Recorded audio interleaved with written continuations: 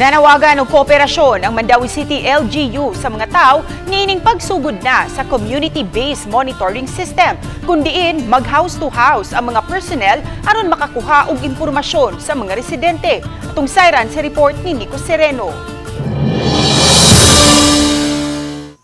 Nag-orientation ang Mandawi City LGU sa mga bag-ong na-hire nga enumerators. Gikan sa gikinahanglan nga 400 ka enumerators, ang unang batch sa na-hire nga 239 lang una ang gitigom aron pagpasabot sa ilang buluhaton. Gipangandaman sa Mandawi ang paglusad sa community-based monitoring system. Survey kini nga himuon aron makuha ang impormasyon gikan sa mga residente. Pasabot sa City Planning Officer, may nationwide rollout nga himuon niini ang Philippine Statistics Agency apan mulusad og una ang syudad. Mitagana ang Mandawi og 28 million pesos budget niini. Makita nato na nagka-improve ba or nabay mga issues na wala pa na within the community.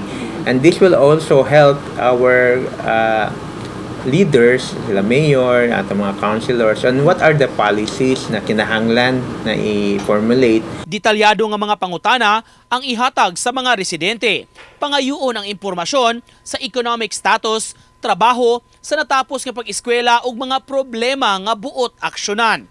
Nanawagan ang syudad sa kooperasyon sa mga tao sa survey kay gitinguha sa syudad makumpleto kini sulod sa pipila ka buwan.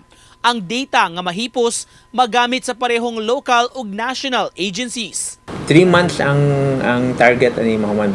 We're hoping na by October makompleto na nato ang data. At least ang target ani 95% of the household. Ang Mandawi City dunay gibanabanang 94,000 kapin ka mga households ug kapin sa 360,000 nga population sa katapusang census ni atong tuig 2020. Uban ni Rod Prado, Nico Sereno, Balitang Bisdak.